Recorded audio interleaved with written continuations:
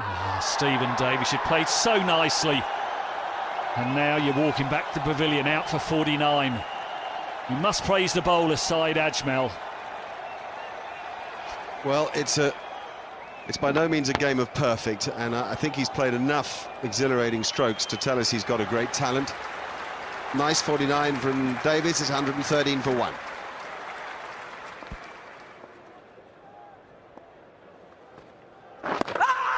Oh, that's a big shout, big shout.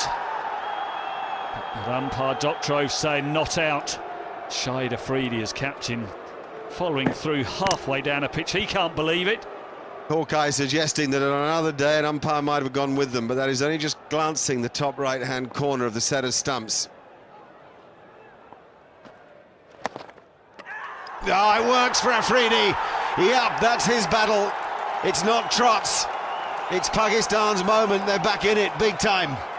They certainly are. Jonathan Trott, who just got a bit stuck, really. He does have trouble getting the ball away early in his innings, and that one just slid in down the slope. So Trott out for just 4. England now 125 for 2.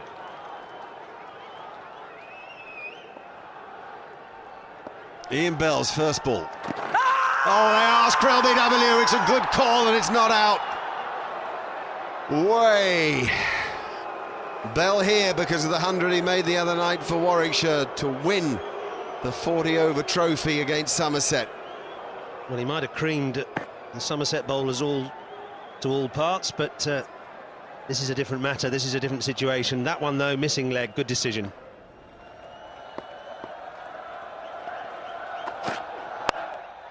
Out. Good catch. Now Strauss has gone. If you thought they were alive a moment ago, they're alive and kicking now. What a game, what a night in London. That was a pretty good catch by Fawad Alam too. A pressure catch.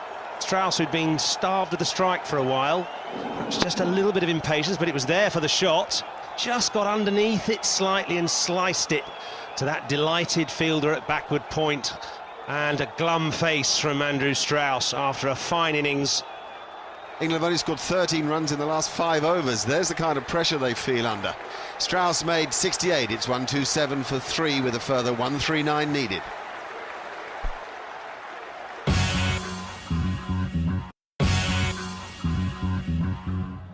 It's the first time that international night cricket has come to Lord's, and it's a glorious evening for it as well. England needing a further 139 to win this 4th NatWest One Day International. The rate 5.7 and over, and they've just lost a couple of key wickets. It's very tense here at headquarters.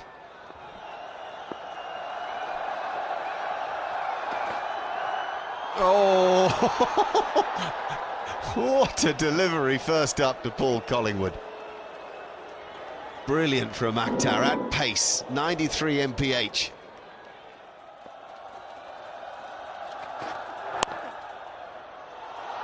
Oh, great stop.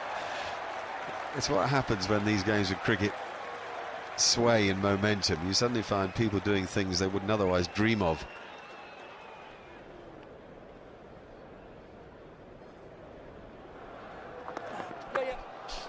Good touch from Ian Bell.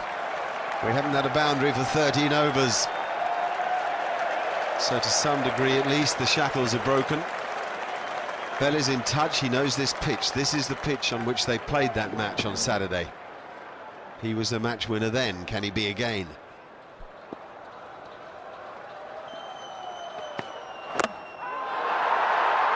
That's out. And that's Umar Gul again, repeating what he did at the Oval. Fantastic fast bowling with the old ball, and just too quick and too straight for Paul Collingwood, who looked completely at sea. He never found any rhythm at all, Collingwood. He missed the last game through illness. He's had a pretty tough summer. And Umar Gul with the old ball is a real handful. And tonight, he was too good for Paul. 149 for 4 now, England, still needing 117 to win.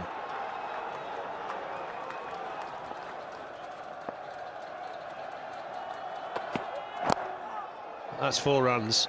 Lovely deflection by Ian Bell, who just has a lot of time to play the ball, and Gould going for the big in-swinging Yorker, but if you get it slightly wrong, it can cost you.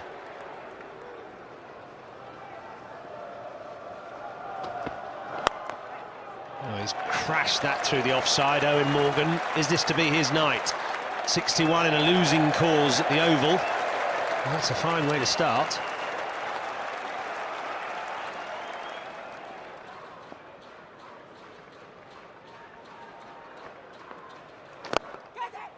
Oh, is that going to be the crucial drop? Difficult to the captain, Shahid Afridi, but a catch he should have taken. Eoin Morgan, such a dangerous player for England, a renowned match winner.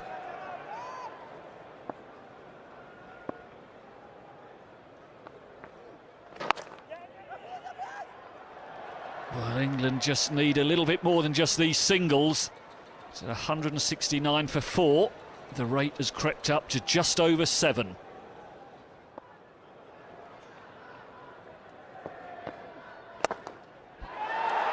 That's not what England wanted, but just what Pakistan did.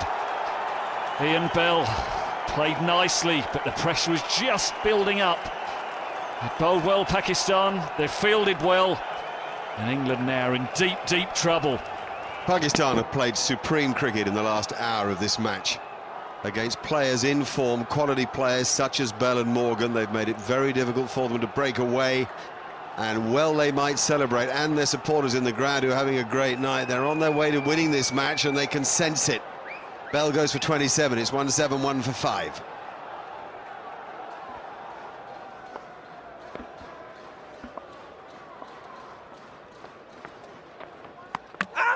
Some side spin and an appeal for a stumping that Richard Kettleborough will ask for assistance with. Pakistan have got very little to go sideways. The amount of overspin on the ball has been spectacular. The ball hitting the splice from the spinners, and that's why it's so hard to score. That looks like Yardy has got his toe grounded and will be okay. 10 overs of this run chase remain. England are 182 for 5, so they need a further 84 from 60 balls. Eoin Morgan is going about his work in an undemonstrative way. He knows that if he's in at the end, England almost certainly win.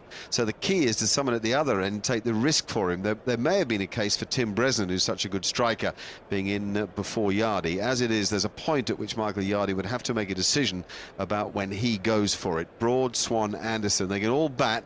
Somebody has to stay there with Morgan if England are to win. The Pakistan inner sanctum are together. Because of the power play, Afridi's got good options with his bowlers, so he can choose between. There we go, there is the power play confirmed. We now have a period of 5 overs where only 3 fielders may be outside the inner ring. It's caused some amusement up there. Let's hope that's still the case from England's viewpoint in 5 overs time.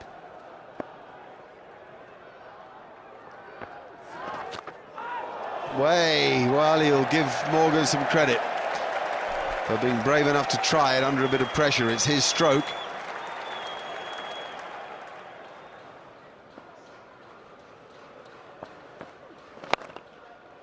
Oh, he's found the spot there. Good, powerful hit. Morgan set himself up in readiness to attack that short boundary.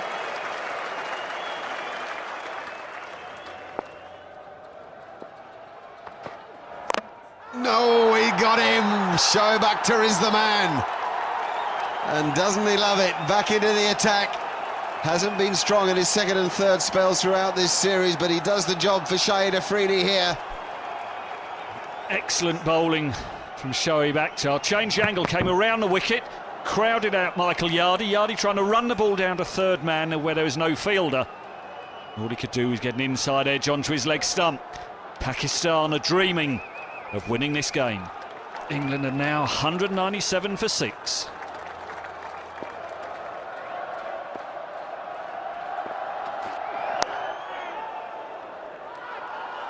Oh, gone.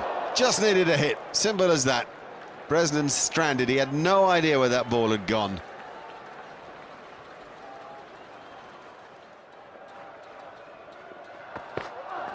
That'll do.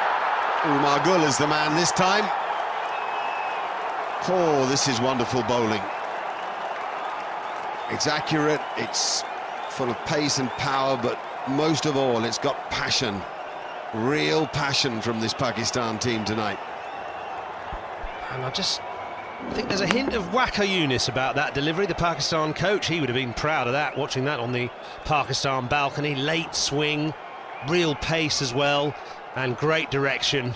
And what a celebration. Senses that the job is nearly done for Pakistan. Umar Gul, he's doing the same job as he did at the Oval. England now 205 for 7.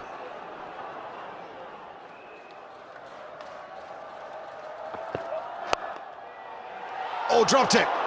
A sprawling half chance that Afridi nearly pulled off. Graham Swann lucky. It's the sort of thing that on another day Afridi will pull off. He's dropped 2 tonight, most unlike him. It's funny how the ball's followed him. He's obviously got a problem with his right hand. He's been ringing it quite a bit, and it's just gone into it and out.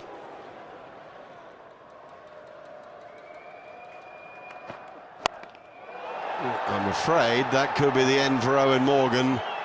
Yes, Mohammad Yusuf clings on in a moment where all Pakistan had their hearts in their mouths. What a performance this has been with the ball. Surely now this is too big a mountain for England to climb. Well, a strange dismissal really from Morgan as well. It was a full toss from Shoaib Akhtar. He was trying to hit it out of the park and he just got it high up the bat. Sometimes the full tosses are pretty hard to deal with. It was a good catch by Mohammad Yusuf in the end, the older statesman in the Pakistan team, and well, they're pretty pleased about that, I think. Disappointment for Morgan, but yeah, in the end he just sort of ran out of support. 28 for him, 211 for 8. England still need 55.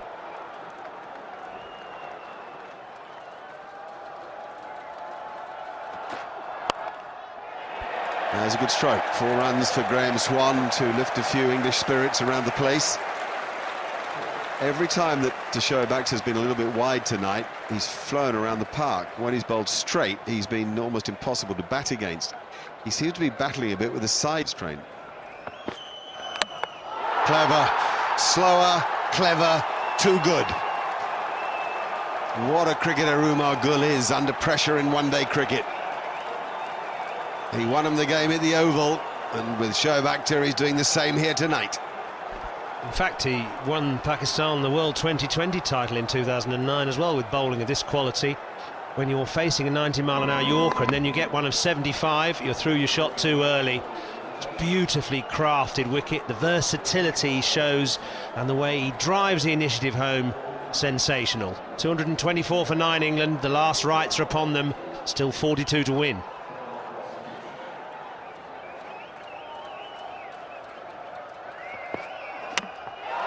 Pakistan win, and they win well, and they couldn't be happier.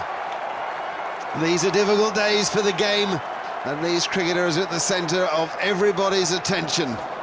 But they've defied the odds, they've won back-to-back, they've levelled the series. They've been led imaginatively by Shahid Afridi, and Umar Gul has been brilliant for them at the death. Fantastic scenes here. It's been a beautiful evening. The match has had a little bit of everything, not least a brilliant defence of a total of 265, set up by that extraordinary onslaught at the end from